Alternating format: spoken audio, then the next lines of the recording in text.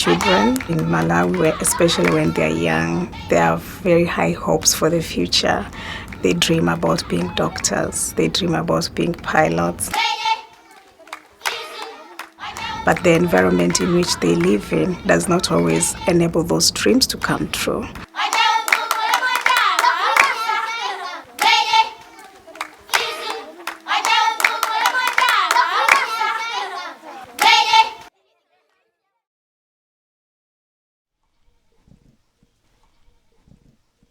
Sindinakakamisidwe kumano kune kufuna kwanga kwaine chifukwa chakuti chithandizo chimandisowa kuti ndipanga bwanji ngakhale niwapita ku sukulu zovaso zimene zoperewera.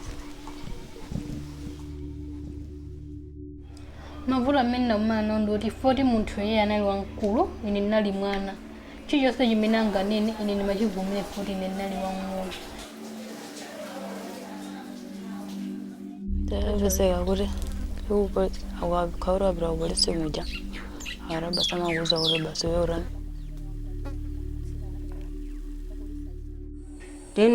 neni mati ngakhala nimati ngaganiza ndachiphera tsogolo zedi. Child marriage is a form of gender-based discrimination. It's a form of violence against women because it largely affects girls. And if you look at the consequences of child marriage on the rights of women and girls, it's devastating. 1 in 2 girls in Malawi are married before their 18th birthday.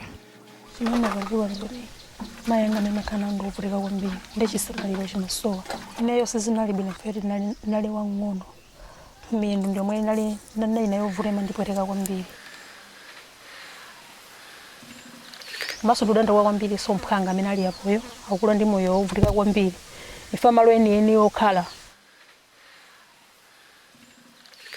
ndinali ndisadakonzeke koma ndikuzunzika kumene ndimazunzika kumene kunandipangitsa kuti ndipange zinthu ngati zimenezi. Koma munaye sinali kumbukumbu yanga choti ndingakhale naye ndimene ndinali msinkhu wanga. Sindimakhala osangalala kwambiri. What are the main factors that lead to early marriage? Poverty. She thinks poverty leads to early marriage in Malawi. Is there another factor? Yes. Cultural practices. Parents forcing their children or girls to get married, yes? So, what are the impacts of early marriage on us as Malawians? It leads to school dropout. Early marriages lead to school dropouts. How will it lead to school dropouts? Child marriage continues to perpetuate inequality because girls are not able to go to school. It affects their health. It affects their ability to marry only when they are willing and able to do so. And it affects their ability to be able to be free from violence. Sanga kumefora dandu zore kwaredwa mundika kameza. Daka mpaka norenga mimba mpaka na dabiza uri mamuno jamangu nimenya umandichiranganza ndabiza uri mimba janabira bajabe ntaona ura ubiriza bende basa bamba jarabwera sovana umva zunzo ndadangura basti uri kunyumba. Pankani ya mwana uri akwatiwe sinayo sakondwera ukulu yaje yatira pompo ndiye likatero usogolo azakhala ndi moyo wamabavuto ndiye mwana akaphunzira zimakhala bwino kwambiri chifukwa amakhala akuzithandiza iye yekha amayima pa yekha osayembekeza makolo osemeza anthu ena eya. VSU is a victim support unit. It's a space at the police station where women that are facing violence can go for help. It has helped actually to encourage women and girls to come forward to report violence, but challenges remain. So these registers are of about 110 pages, but we can complete these in 2 months. So you can imagine that the number of gender-based violence cases are reported almost every day.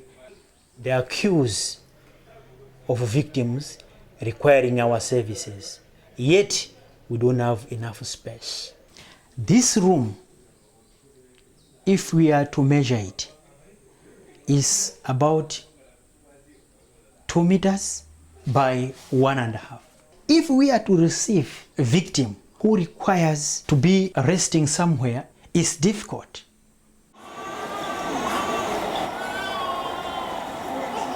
These girls, when they come on, they are still young, they're still around 14, 15, they are scared because they are still young, not matured, either physically or even mentally.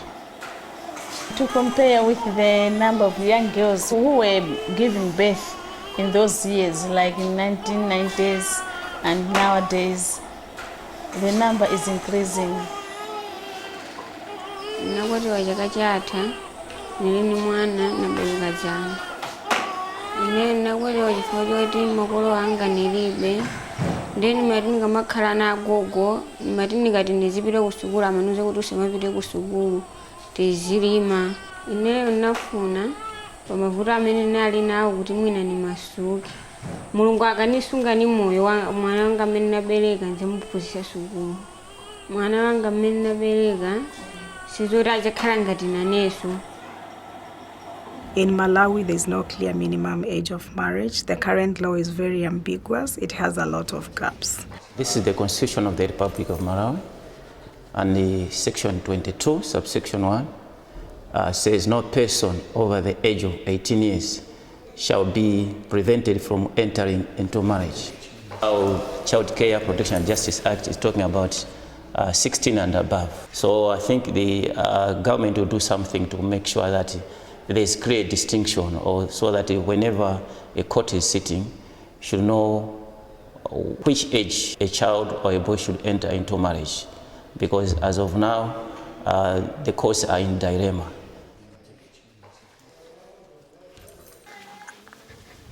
Child marriage is as a result of government failure to address the rights of women and girls and to empower them. There's this vicious cycle of violation of rights and inequality. If there are no opportunities for girls to go to school, they get married. When they get married, still they are not able to continue with education. So they continue being subordinate. They continue being invisible in society. The most basic starting point to protect girls against child marriage is having a very clear minimum age of marriage. It ensures a uniform application of the law. If you're under the age of 18, you cannot be married.